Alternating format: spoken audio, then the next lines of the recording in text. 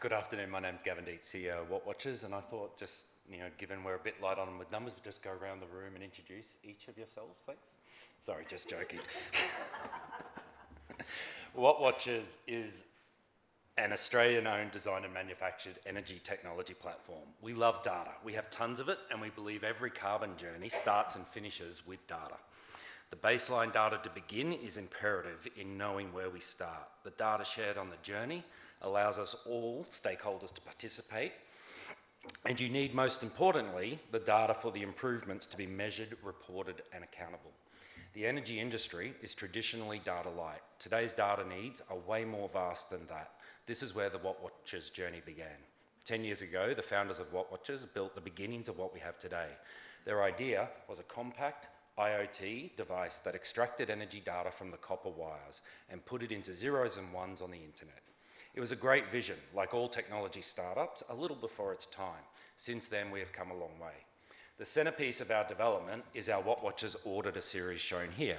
It is compact, secure, and central to our energy meter ecosystem. Not only does the auditor collect, shush Siri.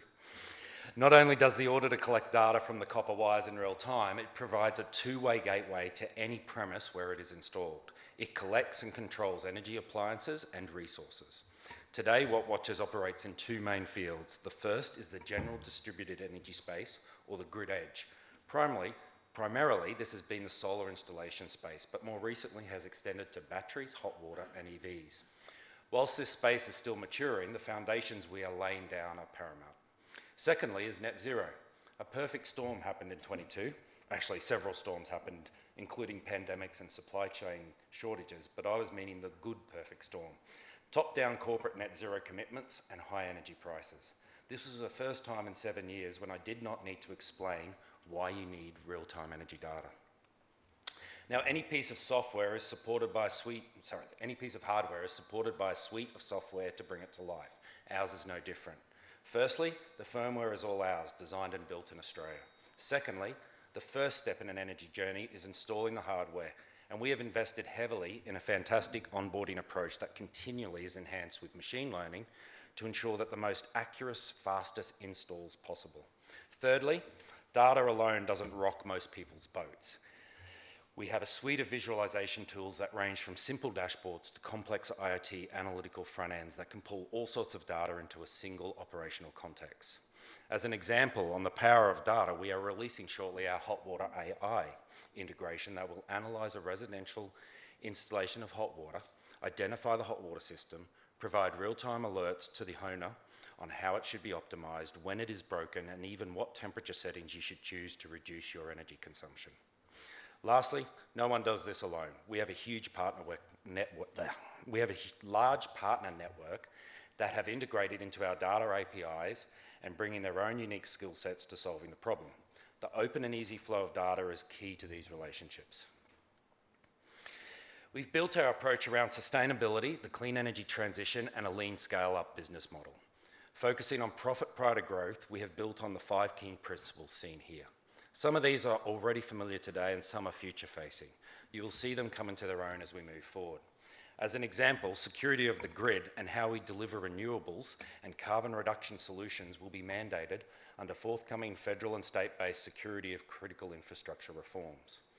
With over 60,000 devices already in the field, we have learnt a lot. When we focus in on the edge of the grid where distributed energy resides, it is complex. There are multiple stakeholders, all variety of energy resources, and a wide range of building types. There are no single solutions that solve this, but there are principles which we believe are critical to success. These being always on, users cannot turn it off. Guaranteed communications, if you cannot communicate it, there's no point doing it. And real-time data, why settle for anything less? Putting aside our technologies, I think it has always been our beliefs and the beliefs of our team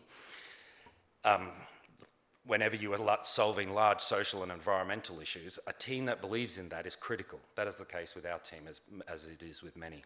We also believe in consumer data rights. We have executed a large project with this in mind. I'll mention it a little later in detail. However, I know I've used data as a word many times, but it is truly what we believe in. It drives the renewable energy revolution. The rights behind data, how to access it, and the interactions with it are key.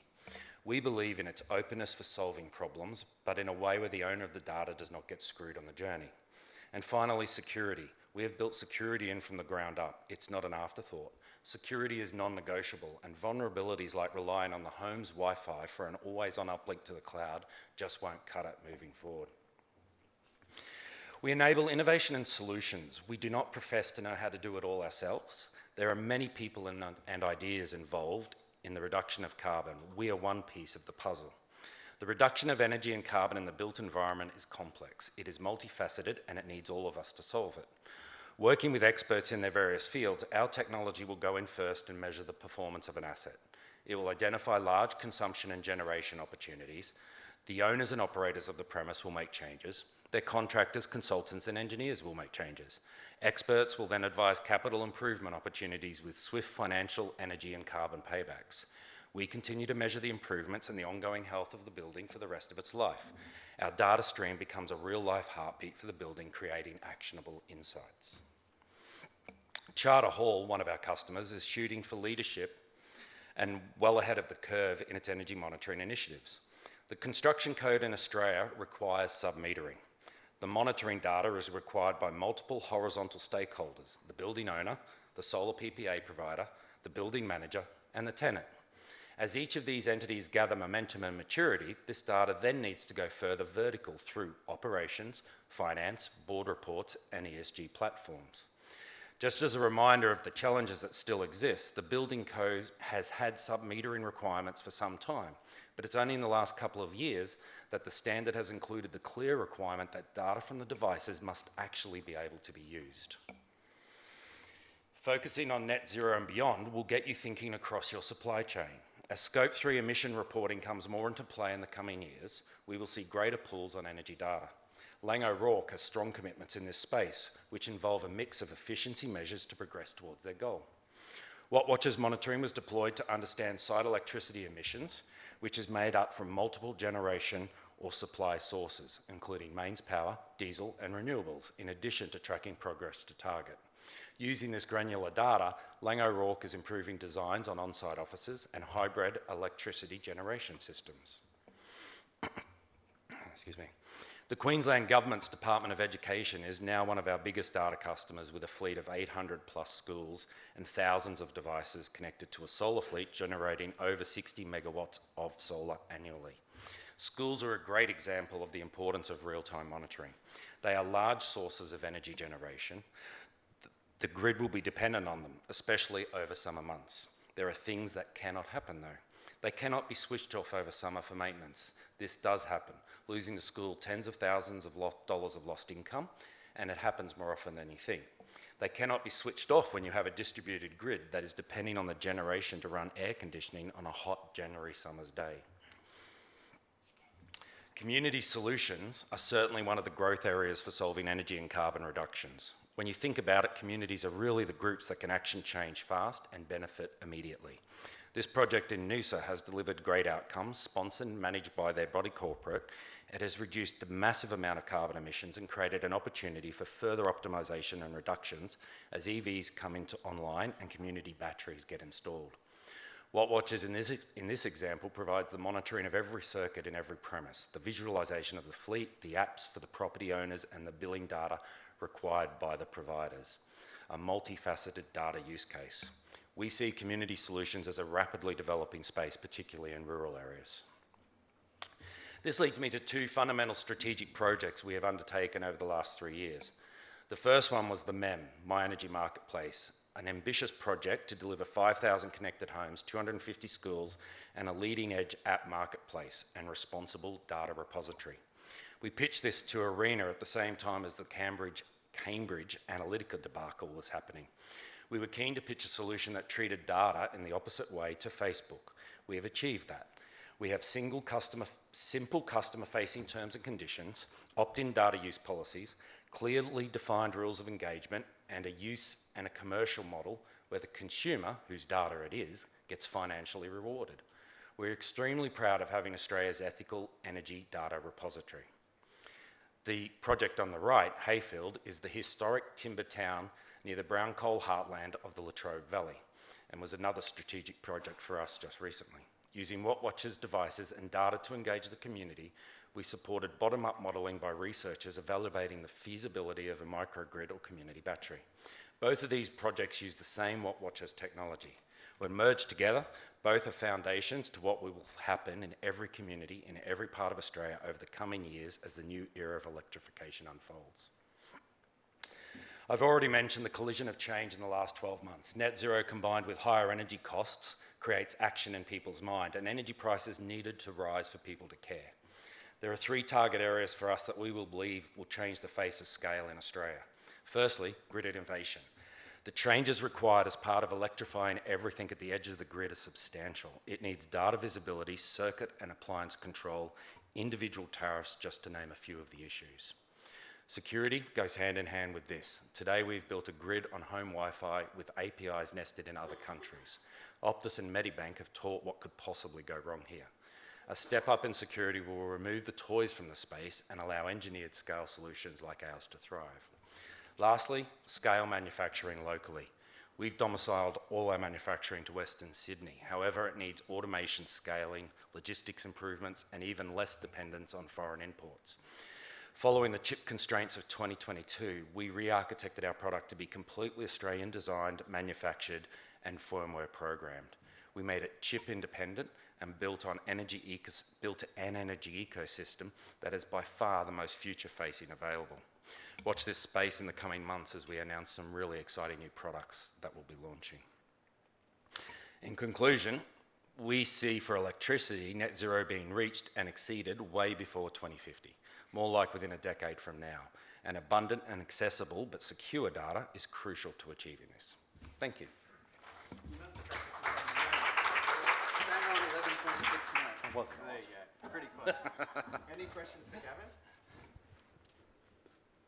Before you run away, I've got a quick question.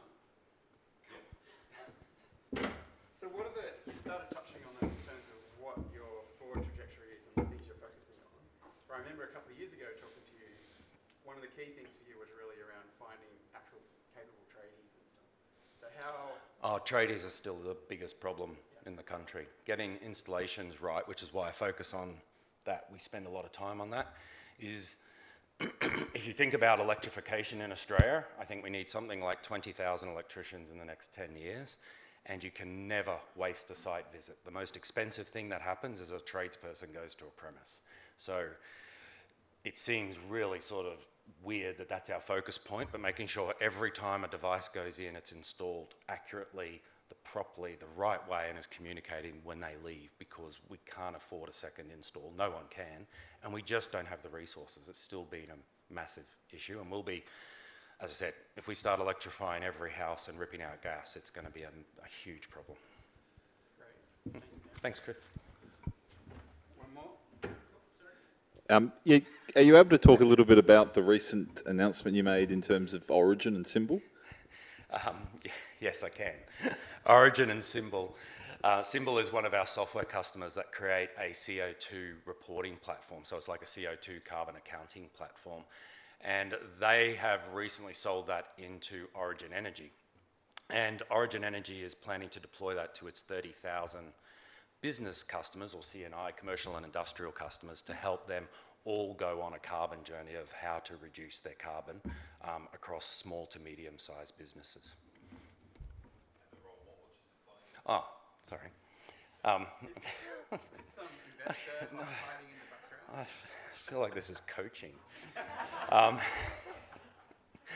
And we're providing all the hardware and the data that feeds into those platforms. One of the reasons you won't hear of Wattwatchers quite often it's a software platform that's at the front end that is out there selling and pushing it into the marketplace. But there'll be a lot of products that you may have heard of. For instance, like Solar Analytics, Symbol, the Origin deal, Clipsal Solar. There's lots and lots of products that use our devices and our data to generate their outcomes.